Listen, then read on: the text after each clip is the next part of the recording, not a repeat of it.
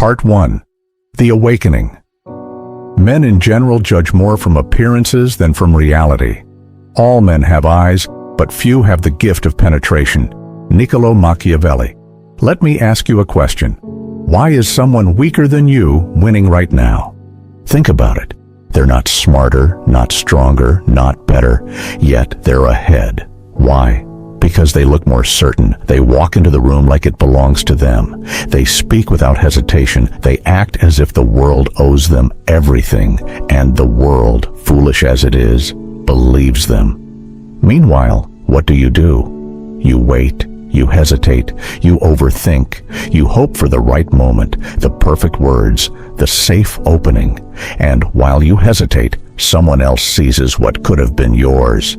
Here's the brutal truth. Confidence is not a personality trait, it's a weapon. If you don't wield it, someone else will, and they'll use it against you. Machiavelli knew this centuries ago. He saw rulers rise not because of virtue or talent, but because of audacity. He watched generals win not because they had more soldiers, but because they had more certainty. The bold advance, even if they lack skill. The hesitant retreat, no matter how brilliant. Because in the arena of power, rewards don't go to the best. They go to the most certain. So, let me ask you again. Are you bold enough to seize what's yours, or will you keep waiting while the ruthless devour it all? This video is not about motivation, it's not about comfort, it's about control. By the time you finish, you'll know how to erase hesitation, speak like a ruler, and move like a man who expects to be obeyed. Watch carefully. Because from this moment, weakness will no longer be tolerated. It will be burned out of you and replaced. But here's a secret most men never face. You were not born weak, you were trained to be weak. From childhood, you were conditioned, rewarded when you obeyed, punished when you resisted, taught to seek approval, taught to ask permission. You were sculpted into a servant, and the proof is in that voice inside your head, the one that hesitates, overthinks, apologizes before speaking. That voice is not you. That is the inner servant, and if you don't kill him, you will never be free. Machiavelli didn't whisper. He commanded. He didn't wait for permission. He seized power, because those who ask don't deserve. Those who wait lose. So here's your first transformation, inversion. Every time you feel the urge to shrink, you expand. Every time you want to explain, you pause. Every time you want to apologize, you stare. Because dangerous confidence doesn't come from feeling ready. It comes from doing what your inner servant would never dare. Try this now. Walk faster. Take up more space. Stop nodding like a desperate puppy. Stop softening your tone to avoid offense. Speak like your words are decisions, not suggestions. Confidence isn't a mindset. It's an identity. And that identity is forged in defiance, not against the world, but against the version of you that still kneels. So let me challenge you. What would happen if you killed every thought, every habit, every weakness that made you small? Who would you become if you stopped asking to exist and simply decided to rule? Here's the first rule. If it makes you small, kill it. If it makes you hesitate, confront it. If it makes you weak, deny it. If it seeks to be liked, laugh at it. Society will tell you to be kind, polite, and nice. But here's the Machiavellian truth. Nice men are tools. They get used, they get discarded, they get replaced. Powerful men are not nice. They are precise. They are measured, they are calculated, and above all, they are unyielding. That's why the first battlefield isn't the world, it's inside you. That little voice begging to be accepted must die. You don't need permission. You don't need validation. You need only one thing, the will to become feared, not first by others, but by your former self. Because once you kill the servant, the ruler awakens. Ask yourself honestly, how much of your life has been stolen by hesitation? How many opportunities slipped away because you feared judgment? How many doors remained locked because you were too timid to knock? If you're honest, the number is unbearable. And that's why this must end now. From this moment, you begin to study and apply the strategies of those who saw the world as it truly is. Machiavelli, Caesar, Bismarck, modern CEOs, political predators. They all shared one truth. Hesitation is death. Confidence is the opening move, but it's only the beginning. To dominate, you'll need more. You'll need fear, manipulation, alliances, betrayal. These are the real weapons of the Machiavellian. Confidence just buys you entry into the game, but to rule, you'll need the rest. So here's the promise. By the time this transformation is complete, you will no longer enter rooms seeking approval. You'll own them. You won't ask for permission. You'll command it. You won't chase. You'll attract. Because powerful men don't announce themselves with noise. They arrive with presence. They own the room through silence, stillness, and a stare that unsettles. Predators don't sprint unless it's time to strike. Until then, they wait.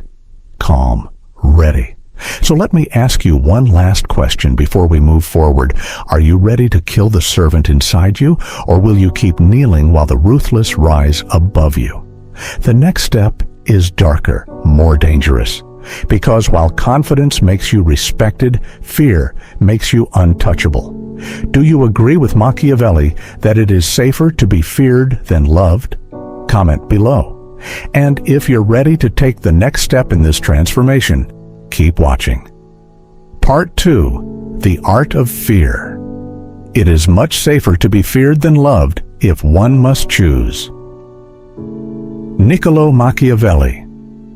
Let me ask you, if everyone stopped liking you tomorrow, would they still respect you enough to obey you?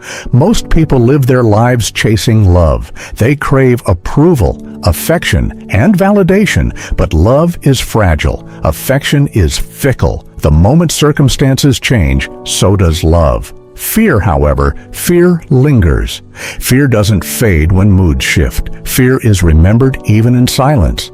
And that is why Machiavelli declared that it is far safer to be feared than loved. Think about it. Which boss has more control? The one everyone adores, or the one whose silence can freeze an entire room? Which ruler survives longer? The one who promises kindness, or the one who makes betrayal feel suicidal? Which man holds more power in a relationship? The one begging to be loved, or the one who could walk away without hesitation? So here's the real question.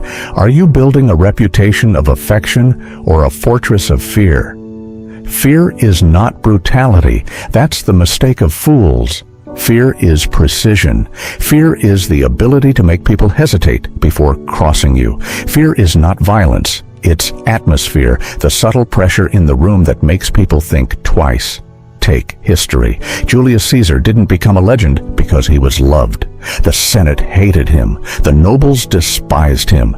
But when he crossed the Rubicon with his legions, Rome submitted, not out of affection, but out of fear. They realized resistance meant annihilation. Fast forward to today. Look at modern politics. Do the most powerful leaders rise because they are beloved? Number. They rise because opposition feels dangerous. Even corporations use fear.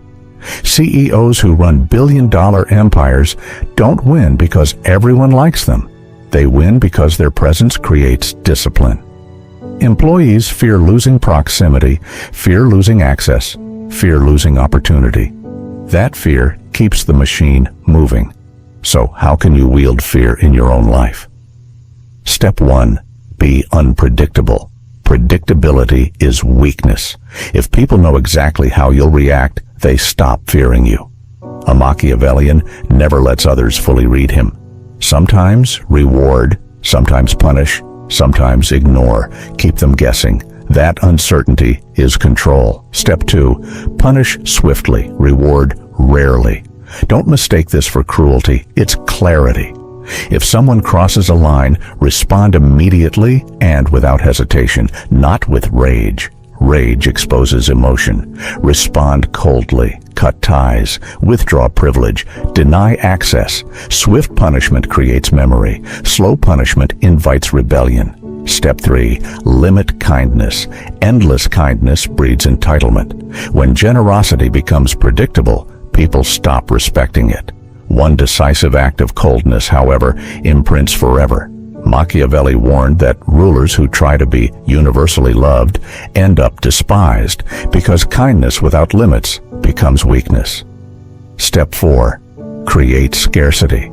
Fear grows in absence. If you are always available, you lose value. But if your presence is rare, people behave better simply to preserve it. Scarcity makes your approval worth something. Scarcity makes disobedience terrifying. Now ask yourself, have you been too available, too predictable, too kind? Have you been teaching others to take you for granted? If yes, then you have been living as prey, not predator. Fear is not about hatred. In fact, you should avoid being hated whenever possible. Hatred makes people reckless. Fear, on the other hand, makes them cautious. The goal is not to inspire rage.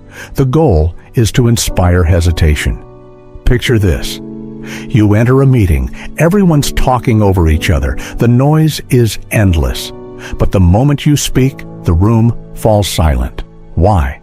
Not because they adore you, but because they've learned interrupting you carries consequences. That's fear at work. Or imagine a relationship. One partner constantly gives, constantly bends, constantly tries to be loved. The other sets boundaries, withdraws strategically, refuses to beg. Which one holds power? Which one is feared enough to never be betrayed lightly?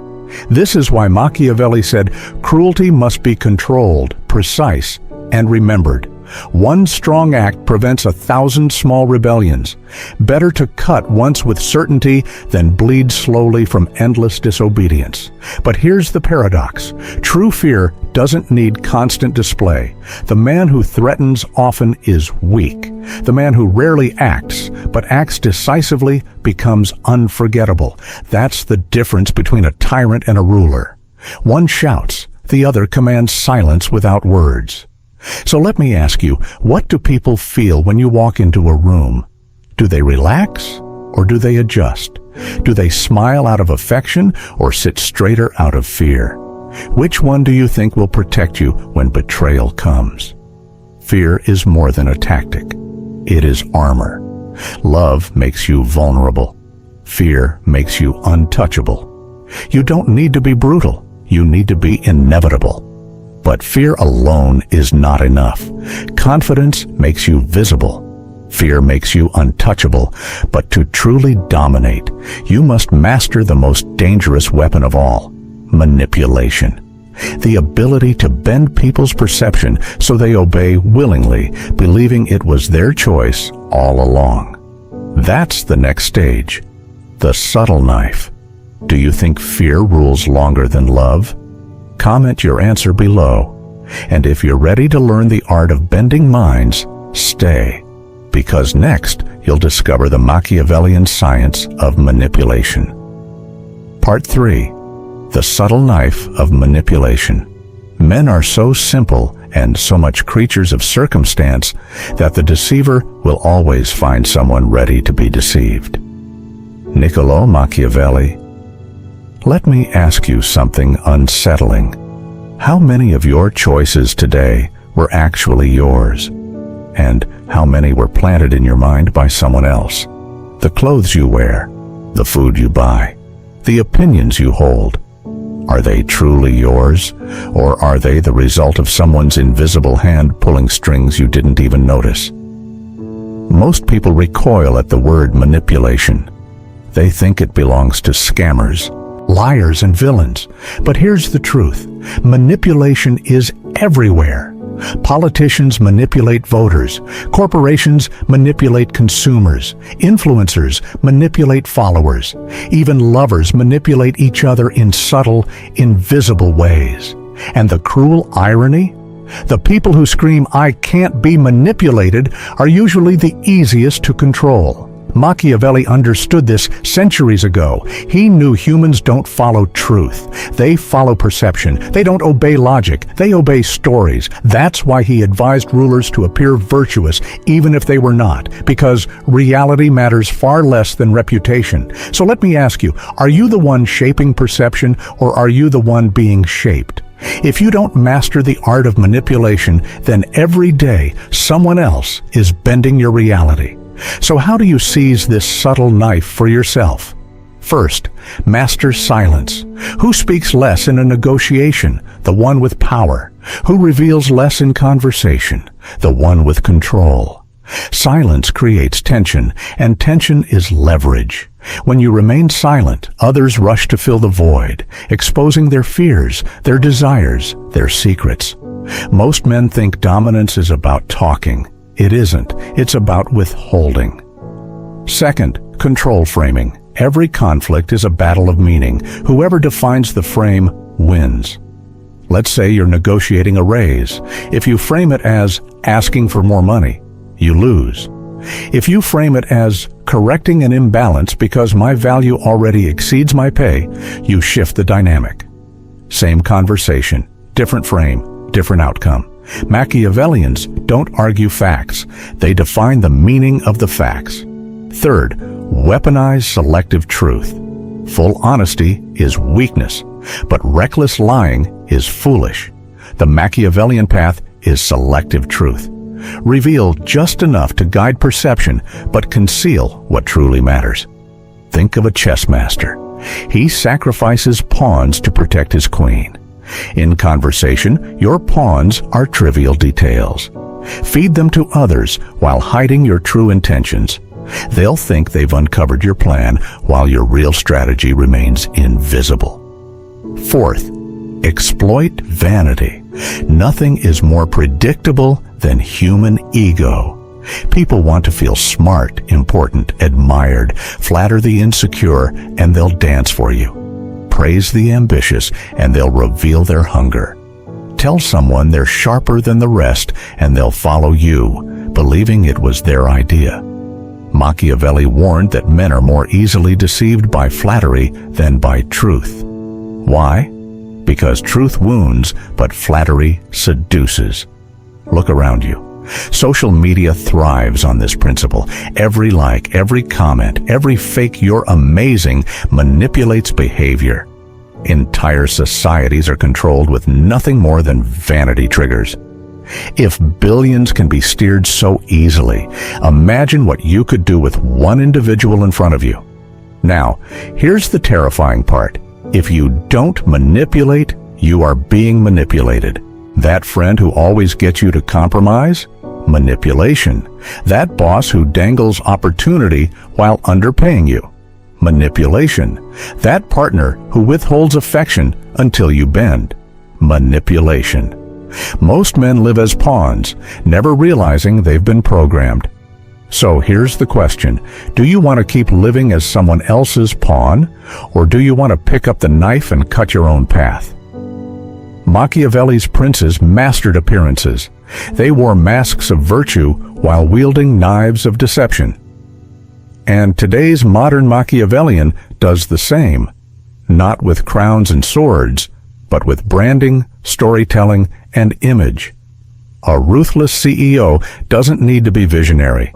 He just needs people to believe he is. Once that story takes root, resistance collapses. But here's the danger. Overuse of manipulation breeds suspicion. If people sense you're pulling strings, they'll cut them. Subtlety is the mark of mastery. A true manipulator leaves others convinced they acted freely, when in reality, every step was engineered. So ask yourself, when you enter a room, are you wearing the mask, or are you staring blindly into someone else's illusion? When you speak, are you shaping the frame or trapped in another's? When you reveal, are you guiding perception or exposing yourself? This is not cruelty. This is survival. Manipulation is not about tricking everyone. It's about controlling enough perception to shape outcomes. Without it, Your confidence will be mocked, your fear will be challenged, and you'll eventually be devoured by sharper players. With it, you don't just play the game, you write the rules. But even manipulation is not the end. It's just the scalpel, because once you bend minds, you face the ultimate test, alliances. The double-edged sword of power. Alliances can raise you to the throne, and they can betray you in the dead of night. And betrayal is not just possible, it is inevitable. So let me leave you with this. Would you rather live in a world where people flatter you with lies, or one where you wield the lies yourself? Which man survives longer? Which man rules? The answer will become clear in the next stage: alliances and betrayal.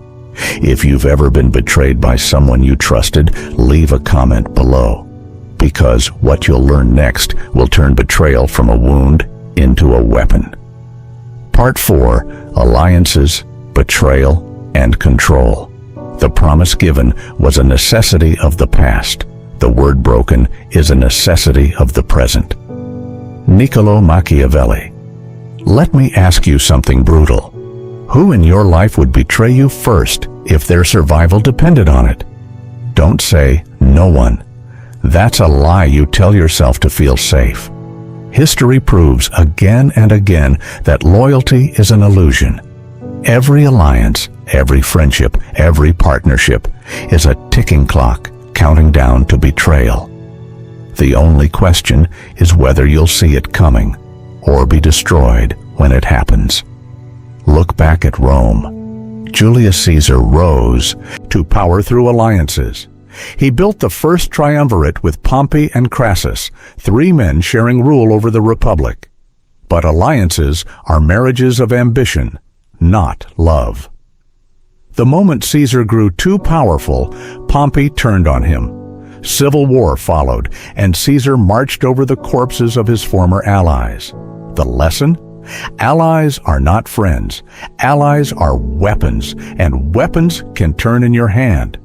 Now think about your own life. That business partner who swore loyalty, that friend who said they'd never betray you, that lover who promised forever. Where are they now? More than likely gone, or worse, they turned on you when it benefited them. So here's the Machiavellian truth. Betrayal is not an exception. It is inevitable. But if you expect betrayal, if you prepare for it, then betrayal is not a wound. It's a revelation. It shows you who someone truly is. And that knowledge makes you dangerous. So how do you master this game? First, accept that loyalty is conditional. People are loyal only as long as it benefits them. The moment their ego, profit, or survival is at risk, loyalty dies. If you expect eternal loyalty, you are naive. If you expect betrayal, you are prepared. Second, treat alliances as leverage, not guarantees. Partnerships are not about trust. They're about advantage. You don't ask, can I trust this person? You ask, how far can I use this person before they betray me? Never tie your survival to one ally. If you do, you're not an ally. You're a hostage. Third, weaponize betrayal. When someone betrays you, don't break, don't cry, don't rage. Instead, analyze. What did their betrayal reveal? What weakness? What hunger? What fear? Betrayal is a spotlight. It exposes motives. It tells you where power lies, and once you see it, you can use it. Think about modern politics. Allies smile for the cameras, shaking hands on stage. But behind closed doors, they scheme to sabotage each other. When betrayal comes, only the Machiavellian survives, not because he trusted, but because he planned for the knife. Or look at business. 2 entrepreneurs launch a company together. At first, everything works. But as success grows, ego creeps in.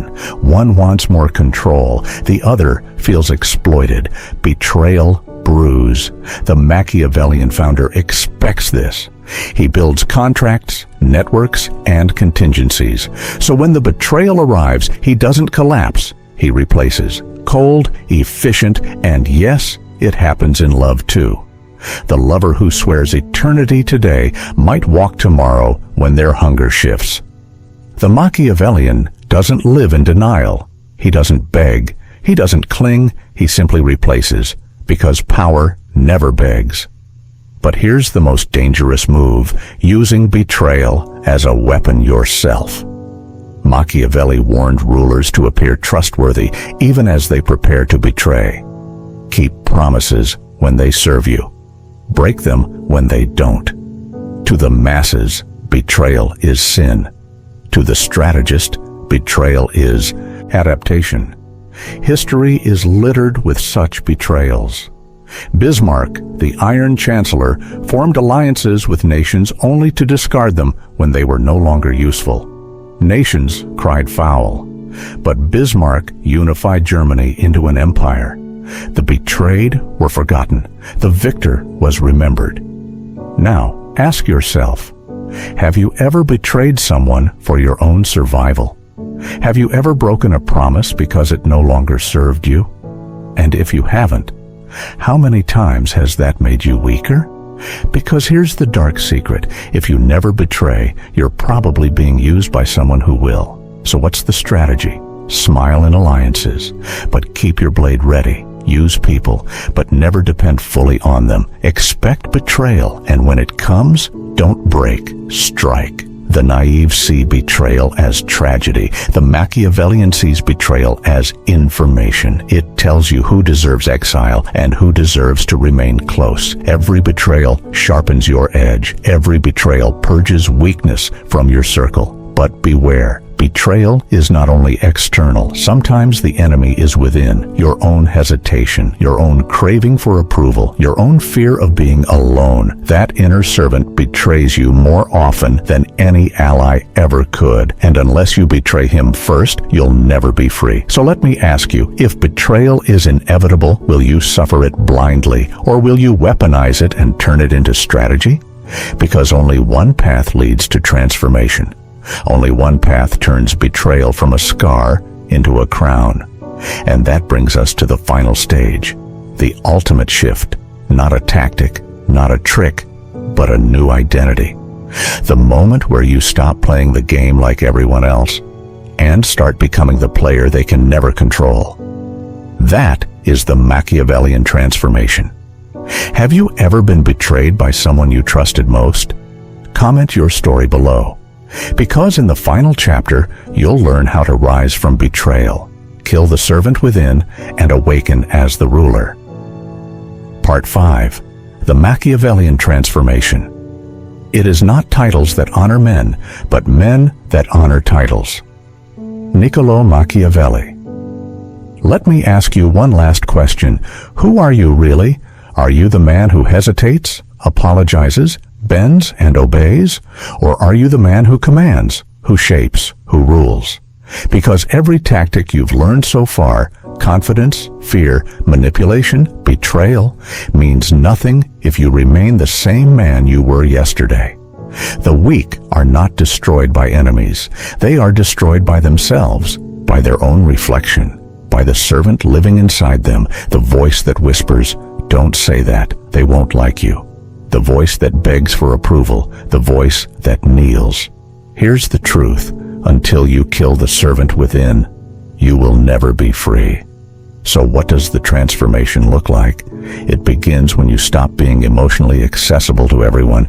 Imagine your mind as a fortress. Most men leave their gates wide open, letting anyone enter, plant ideas, and stir emotions. The Machiavellian closes the gates. He decides who enters. He decides what words are spoken. He decides which emotions see the light of day. Ask yourself, how many times have people controlled you just by pushing your buttons?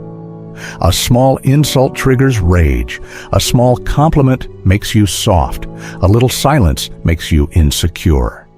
If others can move you so easily, you are not powerful. You are programmable. The transformation is this. You become unreachable. You still feel anger, but you don't show it. You still feel doubt, but you don't bend to it. You still feel desire, but you use it. It doesn't use you. You are not emotionless. You are weaponized. Every feeling becomes fuel. Every impulse becomes strategy. Nothing leaks. Nothing escapes without purpose. That's why Machiavelli warned against dependency.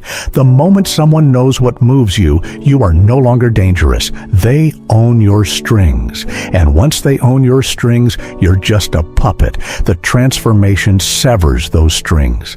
Picture a boardroom. 10 men argue, shout, posture. One man sits silent, calm, still. He watches. And when he finally speaks, his words cut through the noise like a blade. Why? Because he has trained himself to speak rarely, but decisively. He doesn't react. He dictates. He doesn't compete. He concludes. That's not charisma. That's transformation. Picture a relationship. One partner begs for reassurance. The other remains steady, composed, unshaken. Which one has the power? Which one is feared enough never to be taken for granted? Which one walks away first if betrayal comes? The ruler does. Always. So how do you make this shift? Step 1. Kill the need to be understood. Most men explain, defend, and justify. They waste their lives begging to be seen. That need makes them manipulable. When you kill it, you become sovereign. You no longer exist to be understood. You exist to move pieces. The world doesn't reward explanations. It rewards results. Step 2. Master absence. Presence is power, but absence is nuclear. When you withdraw strategically, people feel your weight. They wonder where you went. They crave your attention. They fear losing you. Most men fear absence because they crave validation. The Machiavellian uses absence like a blade. Silence becomes punishment. Distance becomes dominance. Step 3. Live as legend, not man. Men beg for recognition. Legends create inevitability. They don't announce victories. They embody them. They don't argue about respect. They force it. They don't compete for approval. They decide it is already theirs. Legends are not built on noise. They are built on cold clarity, ruthless consistency, and a presence that cannot be ignored. Let me ask you again, what happens when rejection no longer wounds you? When betrayal no longer surprises you? When praise no longer blinds you? What kind of man would you be then? Because that's the transformation. Rejection becomes information, not injury. Betrayal becomes clarity, not tragedy. Silence becomes your weapon, not your weakness. And when you reach that state, people around you will test you.